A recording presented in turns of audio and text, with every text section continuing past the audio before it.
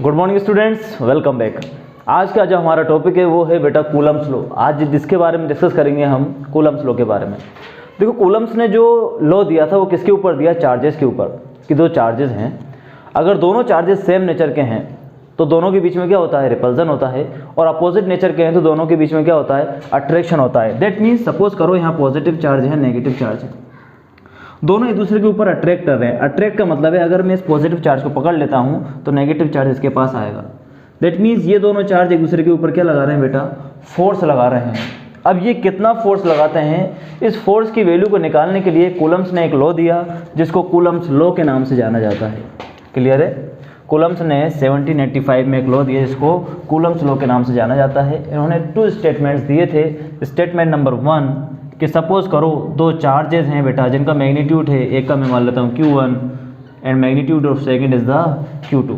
दोनों कैसे चार्ज हैं? Point charge. कैसे चार्ज लिए बेटा इन्होंने? Point charge.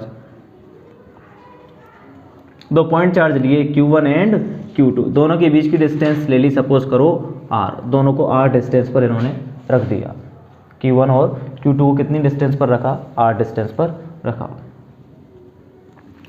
अगर दोनों की नेचर सेम है तो जो लगने वाला फोर्स है कि फोर्स जो होता था डायरेक्टली प्रोपोर्शनल होता है बेटा magnitude of the first charge and magnitude of the second charge. Clear? Force is directly proportional to the product of the first charge and second charge. और इनका यहाँ पे क्या लिया गया है बेटा? मैग्नीट्यूड लिया गया है। क्लियर? आगे बढ़ूँ मैं। दूसरा जो स्टेटमेंट दिया उन्होंने कहा कि जो इन दोनों के बीच में लगने वाला फोर्स है वो किसके इनवर्स है? Distance between the two charges. दोनों चार्जेस के बीच की जो डिस्टेंस है उसके स्क्वायर के इनवर्स है। ये एक्सपेरिमेंट से निकाला है ना, ये लॉ है। ये स्टेटमेंट नंबर फर्स्ट के एफ डायरेक्टली प्रोपोर्शनल है Q1 और Q2 के। दैट मीन्स Q1 और Q2 की वैल्यू जितनी ज़्यादा होगी फोर्स भी उतना ही ज़्यादा होगा। दूसरी बात, दोनों के बीच की डिस्टेंस जितनी कम होगी फोर्स उतना ही ज़्यादा होगा। इन्वर्स का मतलब यही है कि R की वैल्यू में जितनी ज़्यादा बढ़ाऊंगा फोर्स उतना ही कम होता जाएगा। दैट मीन्स चार्ज बेटा पास हैं तो फोर्स ज़्यादा लगेगा, चार्ज अगर दूर हो गए तो फोर्स कितना होता चला जाएगा? उनके बीच में कम होता चला जाएगा। क्लियर है? This is equation number 1 and this is equation number 2। Equation 1 और 2 से मैं क्या लिख सकता हूँ कि F डायरेक्टली प्रोपोर्शनल है इसके और F डायरेक्टली प्रोपोर्शनल है इसके। तो क्या लिख सकते हैं हम लोग? From equation 1 and second F किसके डायरेक्टली प्रोपोर्शनल हो जाएगा? बोलो Q1 Q2 upon inversely proportional हो जाएगा R स्क्वायर के। बात को समझना, F is directly proportional to Q1 Q2 upon R square. अगर मैं चार्जेस का मैग्नीट्यूड इंक्रीज करता हूँ तो फोर्स भी इंक्रीज होगा और डिस्टेंस कम करता हूँ तो फोर्स क्या होगा? इंक्रीज होगा। क्लियर है? दो चार्ज हैं बेटा पास पास रखे हुए हैं, ज़्यादा फोर्स लगाएंगे। दो चार्जेस हैं मैंने दूर दूर रख दिए तो कैसे फोर्स लगाएंगे? ये कम फोर्स लगाएंगे। जब डायरेक्टली प्रोपोर्शनल का साइन हटाते हैं तो हम एक कांस्टेंट लगाते हैं, F is equal to K Q1 Q2 upon R square. F is equal to K Q1 Q2 upon R square. Clear? This is the Coulomb's law. यहाँ पे जो कांस्टेंट आया है बेटा K को बोलते हैं कांस्टेंट। K कौन सा कांस्टेंट है? कूलम्स का। और K की वैल्यू बेटा डिफाइन कर दी गई अगर दोनों चार्जेस कहाँ पर रखे हुए हैं? एयर के अंदर। दोनों चार्ज का मीडियम क्या है बेटा? एयर। तो K की वैल्यू होती है 9 × 10⁹ न्यूटन मीटर स्क्वायर अपॉन में coulomb square. Newton metre square upon में कूलम्ब स्क्वायर है ना। देखो K की यूनिट पता है कहाँ से आती है? K की यूनिट देखो, फॉर्मूला क्या है? F is equal to K Q1 Q2 upon R square. अगर मुझे K की यूनिट निकालनी है तो K इज इक्वल टू क्या हो जाएगा? F into R square upon में Q1 Q2 को नीचे ले आऊँ, Q1 Q2। F की यूनिट क्या होती है? बोलो न्यूटन। R क्या है? डिस्टेंस। डिस्टेंस की यूनिट क्या होगी? बोलो metre square upon coulomb into coulomb, that means coulomb square. ये किसकी यूनिट आ गई बेटा? K की यूनिट। आई बात समझ में? ये K की वैल्यू कब है? जब दोनों चार्जेस कहाँ पर रखे हुए हैं? एयर के अंदर। ये है कूलम्स लॉ आपका, बहुत छोटा सा। क्या है कूलम्स लॉ? जब दो चार्ज हैं Q1 और Q2 सेम, Q1 भी पॉजिटिव है और Q2 भी पॉजिटिव है, दोनों कहाँ पर रखे हुए हैं, आर पर। अगर नेगेटिव होगा तो हम वैल्यू पुट कर देंगे। क्लियर हो गई बात, नहीं हो गई, वो डिपेंड करेगा फॉर्मूले में हम जैसे होगा वैसा पुट कर देंगे। बट क्या है, मैग्नीट्यूड लेना है हमारे को दोनों चार्जेस का। Q1 और Q2 का एफ डायरेक्टली प्रोपोर्शनल होता है Q1 Q2 के, इनवर्सली प्रोपोर्शनल होता है किसके, आर स्क्वायर के। जब इक्वेशन 1 और 2 को मर्ज करता हूँ तो मुझे क्या मिलता है, F is directly proportional to Q1 Q2 upon R square. Directly proportional का साइन हटाते हैं, क्या लगाना पड़ता है बेटा, कांस्टेंट के। मैंने कांस्टेंट लगाया। अगर दोनों चार्ज कहाँ पर रखे हुए हैं, एयर के अंदर रखे हुए हैं या फिर वैक्यूम के अंदर है ना, एयर या वैक्यूम में रखे हुए हैं, तो के की वैल्यू कितनी रख दूंगा मैं, 9 × 10⁹ newton metre square upon coulomb square. अब सपोज करो यहाँ वैक्यूम में नहीं रखे दोनों चार्ज किसी मीडियम में रखे हुए हैं, वाटर में, ग्लास में, कहीं भी रखे हुए हैं दोनों चार्ज, तो के की वैल्यू क्या होती है बेटा, देन के की वैल्यू होती है k = 1/4πε। यहाँ पे एप्सिलॉन एक नई टर्म आई, एप्सिलॉन को बोलते हैं बेटा परमिटिविटी ऑफ मीडियम। क्लियर। अब देखो, अगर मैं कूलम्स लॉ का फॉर्मूला वापस लिखना चाहूँ तो क्या लिख सकता हूँ, F = k की जगह क्या लिख दूँ मैं, 1/4πε Q1 Q2 upon R square. किसका फॉर्मूला हो गया ये, कूलम्स लॉ का। के की वैल्यू मैंने पुट कर दी, के की वैल्यू कितनी है बेटा, 1/4πε। और एयर के लिए जो होती है, इसको मैं ये भी लिख सकता हूँ कि एयर के लिए जो होती है कितनी होती है, 1/4πε0। एप्सिलॉन नॉट क्या है, परमिटिविटी ऑफ एयर। ठीक है, रेस्ट कर दें इसको।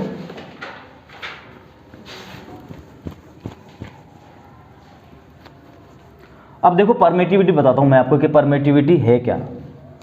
छोटा सा इंट्रोडक्शन देखते हैं इसका। F = 1/4πε Q1 Q2 upon R square. ये फोर्स कब है, दोनों चार्जेस के बीच में, जब दोनों चार्जेस कहाँ रखे हुए हैं, किसी मीडियम में रखे हुए हैं। और F = 1/4πε0 Q1 Q2 upon R square. ये फॉर्मूला कब है, जब दोनों चार्जेस कहाँ पर रखे हैं बेटा, एयर में। ये कब है, जब दोनों चार्ज कहाँ रखे हुए हैं, मीडियम में। अब बताओ दोनों देखो Q1 Q2 और आर स्क्वायर, इसके लिए भी वही है और इसके लिए भी वही है। अब मैं सपोज करो इन दोनों चार्जेस को एयर के अंदर रखता हूँ, यानी इनके अंदर एयर है, तो बताओ फोर्स ज़्यादा होगा या नहीं होगा, फोर्स ज़्यादा होगा। अगर मैं इन दोनों चार्जेस के बीच में कोई मीडियम लगा देता हूँ, सपोज करो मैंने एक पेपर लगा दिया, तो चार्ज क्या हो जाएगा इसका, कम हो जाएगा। चार्ज क्या हो जाएगा, कम हो जाएगा। चार्ज कम होगा क्या, चार्ज कम नहीं होगा। क्या कम हो जाएगा बेटा, फोर्स कम हो जाएगा, है ना। फोर्स क्या हो जाएगा, कम हो जाएगा। जैसे अभी मैं आप लोगों को पढ़ा रहा हूँ ना, हमारे बीच के जो मीडियम है वो क्या है, एयर है ना। हमारे बीच का मीडियम क्या है, एयर। अगर हमारे बीच में कोई पर्दा लगा दिया जाए तो हमारा अट्रैक्शन फोर्स क्या हो जाएगा, कम हो जाएगा। दैट मीन्स आप उतना कंसंट्रेशन नहीं दे पाओगे जितना एयर में दे पा रहे हो। समझ में आई बात, नहीं आई। वापस देखें क्या कहा मैंने। मैं बोल रहा हूँ कि परमिटिविटी क्या है, कोई भी मीडियम की प्रॉपर्टी है। पहली बात तो परमिटिविटी क्या है, it is a property of a medium. Property of a medium, किसी भी मीडियम की प्रॉपर्टी है। प्रॉपर्टी क्या है, देखो अगर मैं 4 constant, pi constant, Q1 Q2 R square constant, अगर परमिटिविटी जितनी ज़्यादा होगी फोर्स उतना ही कम होगा। परमिटिविटी जितनी ज़्यादा होगी फोर्स उतना ही कम होगा। समझ में आई बात, नहीं आई। और एयर की परमिटिविटी सबसे कम होती है 1। इसके अलावा परमिटिविटी सबकी बढ़ती जाती है। इसलिए जो सबसे ज़्यादा फोर्स लगेगा वो किस किस के बीच में लगेगा, जब दोनों चार्ज कहाँ पर रखे हुए हैं, एयर के अंदर रखे हुए हैं। क्लियर। अब जो बहुत सारी चीज़ें हैं इसके अंदर समझने की, वो देखें आप एक बार। पहली बात, जो फोर्स लगेगा, फोर्स कैसे लगेगा बेटा, देखो ये Q1 है, ये क्या है, Q2, दोनों के बीच की डिस्टेंस आ रहे, ठीक है। अगर दोनों पॉजिटिव नेचर के हैं तो ये इसको देख के किधर भागेगा, इधर। ये किधर भागेगा, इधर। यानी ये इस पर फोर्स लगाएगा इधर, फोर्स ऑन 2 ड्यू टू 1। इस पर फोर्स लगेगा फोर्स ऑन 1 ड्यू टू 2। समझ में आई बात, नहीं आई। एक दूसरे के अपोजिट भाग रहे हैं। दैट मीन्स जो फोर्स लगता है कैसे लगता है, अलोंग द लाइन जॉइनिंग, यानी इन दोनों चार्जेस को मिलाने वाली लाइन के अकॉर्डिंग लगेगा। दैट मीन्स ऐसा नहीं कि ये Q1 इधर भाग गया, इधर भाग गया Q2, इधर नहीं भाई ना। कहाँ भागेगा, ये दोनों चार्जेस को मिलाने वाली लाइन के अकॉर्डिंग, या तो इसी लाइन पे मोशन कर सकते हैं। अगर सपोज करो ये पॉजिटिव है, ये नेगेटिव है, तो ये किधर आएंगे, दोनों पास आएंगे। अगर दोनों पॉजिटिव है तो ये along the line joining he move करेंगे। दूसरी बात, फोर्स बेटा देखो दो चार्जेस पर लगता है, Q1 पे एंड Q2 पे। और फोर्स जो लग रहा है कैसा लग रहा है, अपोजिट डायरेक्शन में। डायरेक्शन कैसी है उसकी, अपोजिट डायरेक्शन। कैसी डायरेक्शन है, अपोजिट डायरेक्शन। तो ये जो तीनों प्रॉपर्टीज हैं, तीनों प्रॉपर्टीज कौन सी लॉ की प्रॉपर्टीज हैं, Newton's law of motion, action and reaction. याद है आप लोगों को, क्लास 11 में पढ़ा हुआ है एक्शन एंड रिएक्शन फोर्स। क्या होता था, दो बॉडीज पे लगता था, अपोजिट डायरेक्शन में लगता था, अलोंग द लाइन जॉइनिंग लगता था।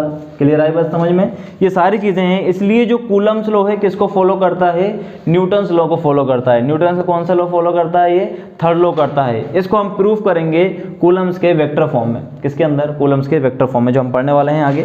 समझ में आई बात नहीं आई। दूसरी बात, जो कूलम्स लॉ है ओनली पॉइंट चार्जेस के लिए ही एप्लीकेबल है। किसके लिए, it is applicable only point charges.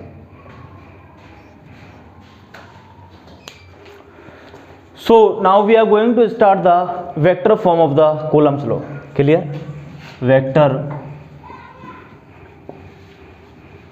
form of Coulomb's law. देखो Coulomb's law की वेक्टर फॉर्म क्या है, दैट मीन्स वेक्टर फॉर्म के लिए हम लोगों को कोऑर्डिनेट लेने पड़ेंगे। मैंने ये माना एक्स डायरेक्शन है, ये क्या मान लिया, वाई एक्सिस है। यहाँ पर मैं दो चार्ज ले लेता हूँ बेटा, एक चार्ज Q1, दूसरा चार्ज Q2। इसी तरीके से लिए थे मैंने पहले। सपोज करो दोनों कितनी डिस्टेंस पर रखे हुए हैं, r डिस्टेंस पर। Q1 का मैं पोजीशन वेक्टर लेता हूँ या स्थिति सदिश लेता हूँ, तो क्या ले लेता हूँ, सपोज करो R1 ले लेता हूँ। यानी ये मूल बिंदु से ओरिजिन पॉइंट से कितनी डिस्टेंस पर है, R1 डिस्टेंस पर। और जो Q2 का स्थिति सदिश है, पोजीशन वेक्टर है, वो मैं कितना ले लेता हूँ, R2 ले लेता हूँ। This is vector R1, this is vector. Suppose that both charges are same nature. दोनों चार्जेस कैसे हैं, सेम नेचर के हैं। तो ध्यान से देखें, देखो इधर बना देता हूँ मैं इसका इक्विवेलेंट डायग्राम एक बार। ये Q1 दोनों कितनी डिस्टेंस पर रखे हुए हैं, R डिस्टेंस पर, एंड दिस इज Q2। क्या कहानी होगी, Q1 इस पर फोर्स लगाएगा, क्या लगाएगा, फोर्स ऑन 2 ड्यू टू 1 इस डायरेक्शन में, और 2 जो है इस पर फोर्स लगाएगा इस डायरेक्शन में। देखो 2 1 पर फोर्स लगाएगा, अगर मैं इसको पकड़ लूँगा ये इधर ही मूव करेगा। क्लियर है, तो ये क्या होगा, F force on 1 due to 2, इसकी डायरेक्शन ये है। तो डायरेक्शन को रिप्रेजेंट करने के लिए हम देखो क्या करेंगे, Q1 की वजह से इधर फोर्स लगेगा, Q2 की तरफ भागेगा along the line joining, that means force on 2 due to 1। और इधर क्या होगा, force on 1 due to 2। Clear है। अब देखो आगे आते हैं, फोर्स निकालते हैं हम लोग कूलम्स लॉ से। कूलम्स लॉ के according force on 1 due to 2 अगर मैं निकालना चाहूँ, force on 1 due to 2 vector form में, तो क्या होगा बोलो, फॉर्मूला क्या होता था, K Q1 Q2 अपॉन में R स्क्वायर, क्या स्क्वायर, R। तो स्थिति सदिश में मान लेता हूँ R12, क्या मान लेता हूँ, R12 का स्क्वायर। मोड लगा लो, कैसी क्वांटिटी है ये, वेक्टर क्वांटिटी है, स्थिति सदिश, पोजीशन वेक्टर, पोजीशन कैसी है, और डायरेक्शन के लिए मैं लिख देता हूँ R12 कैप। यानी इसकी डायरेक्शन कहाँ से कहाँ है, R12 1 से 2 की तरफ। क्लियर है। अब मैं लिखना चाहूँ बेटा F21 वेक्टर F21, बोलो क्या होगा, K Q1 Q2 अपॉन में R21 का स्क्वायर, R21 का स्क्वायर। मोड लगा दें जिससे मैग्नीट्यूड हो जाएगा। डायरेक्शन के लिए R21 कैप। जो कैप वाला है ये यूनिट वेक्टर है, दैट मीन्स 1 है। 1 से मैं किसी भी नंबर को मल्टीप्लाई करूँ फर्क नहीं पड़ता, but it will show the direction. Clear है, 1 से 2 की तरफ एंड 2 से 1 की तरफ। F12 is equal to F21। एक बात बताएं मुझे, अगर मैं देखो ये जो है 1 से 2, इसको मैं मान लेता हूँ R12, यहाँ इधर रूम है, अगर क्या हो जाएगी R12 1 से 2 की तरफ, और 2 से 1 की तरफ लेता हूँ तो क्या हो जाएगी R21। क्या दोनों R12 का मैग्नीट्यूड R के बराबर है और R21 का भी मैग्नीट्यूड R के बराबर है, बट डायरेक्शन अपोजिट है। डायरेक्शंस क्या है बेटा, अपोजिट। देखो समझो क्या कहना चाह रहा हूँ मैं कि R12 मैग्नीट्यूड का मतलब उसका नंबर आ गया। सपोज करो 3 सेंटीमीटर है, 3 होता नहीं है, बताने के लिए बता रहा हूँ। 3 है तो 3 एंड ये भी कितना आएगा 21। मैग्नीट्यूड किसके बराबर है, R के। दोनों के बीच की डिस्टेंस तो R ही है ना, तो मैग्नीट्यूड ऑफ R12 यही आता है, is equal to magnitude of R21। यही डिस्टेंस होगी, दोनों के बीच की डिस्टेंस चेंज नहीं हो रही। तो magnitude of R21 is equal to R12 is equal to R। इससे क्या पता चला मेरे को कि जो डायरेक्शन है ना R12 की वो अपोजिट है किसके, R21 के। यहाँ माइनस का साइन लगा दो। R12 की डायरेक्शन किसके अपोजिट है, R21 के। तो F12 और F21 देखो इसके अंदर सिमिलरिटी क्या है, KQ1 Q2 KQ1 Q2, R12 cap और R21 कैप, R12 कैप और R21 कैप। मैं चाहूँ तो इसको कैप लिख सकता हूँ, यूनिट वेक्टर से रिप्रेजेंट कर दो कि R12 की डायरेक्शन R21 के अपोजिट है। क्लियर है, ये चीज़ अलग है। ये कांस्टेंट यानी ये भी कांस्टेंट और ये भी कांस्टेंट, ये स्केलर क्वांटिटीज़ हैं और ये भी स्केलर फॉर्म में लिखा है क्योंकि यहाँ क्या लिखी है बेटा हम लोगों ने, मैग्नीट्यूड। ये डायरेक्शन है, डायरेक्शन एक दूसरे के अपोजिट है, इसका मतलब R12 cap is opposite to the R21 cap. तो यहाँ से क्या लिख सकता हूँ मैं कि F12 is equal to minus के F21। दैट मीन्स जितना फोर्स ये लगा रहा है इस पर उतना ही फोर्स ये वाला चार्ज लगाएगा। क्लियर हुई बात नहीं, क्योंकि दोनों एक दूसरे के ऊपर फोर्स लगा रहे हैं, तो जितना ये लगाएगा उतना ही ये फोर्स लगाएगा। डायरेक्शन क्या हो जाएगी उसकी, अपोजिट। डायरेक्शन कहाँ से पता चली मुझे, R12 और R21 से। क्लियर हुई बात नहीं हुई। ये न्यूटन्स के थर्ड लॉ ऑफ मोशन से हम लोगों ने कूलम्स लॉ का यूज़ करके Newton's third law of motion prove किया है ना। क्वेश्चन पूछ लेता है कि prove the Newton's third law of motion with the help of Coulomb's law. ये कूलम्स लॉ क्यों फॉलो करता है Newton's third law of motion को, अच्छा कूलम्स लॉ फॉलो करता है Newton's third law of motion को। दूसरी बात, कूलम्स लॉ जो है पॉइंट चार्जेस के लिए एप्लीकेबल है। तीसरी बात, जो कूलम्स लॉ है वो हमेशा इलेक्ट्रोस्टैटिक्स के अंदर पढ़ रहे हैं कूलम्स लॉ, इसलिए स्टेबल चार्जेस के लिए ही एप्लीकेबल है। किसके लिए, स्टेबल चार्जेस के लिए। और जो कूलम्स लॉ है बेटा वो किसको फॉलो करता है, F इज इक्वल टू के Q1 Q2 upon R square. यहाँ से हमने क्या लिखा था, F is inversely proportional to R square. इसको बोलते हैं कि फोर्स जो है फॉलो कर रहा है इनवर्स स्क्वायर लॉ। क्या बोला जाता है इसको, इनवर्स स्क्वायर लॉ को फॉलो करता है। समझ में आई बात नहीं आई, तो ये पॉइंट्स आपको लिख लेने हैं कि किस कूलम्स लॉ की प्रॉपर्टीज़ क्या क्या है, कहाँ कहाँ पर ये लगता है, कहाँ कहाँ पर ये एप्लीकेबल है। ठीक है, थैंक यू।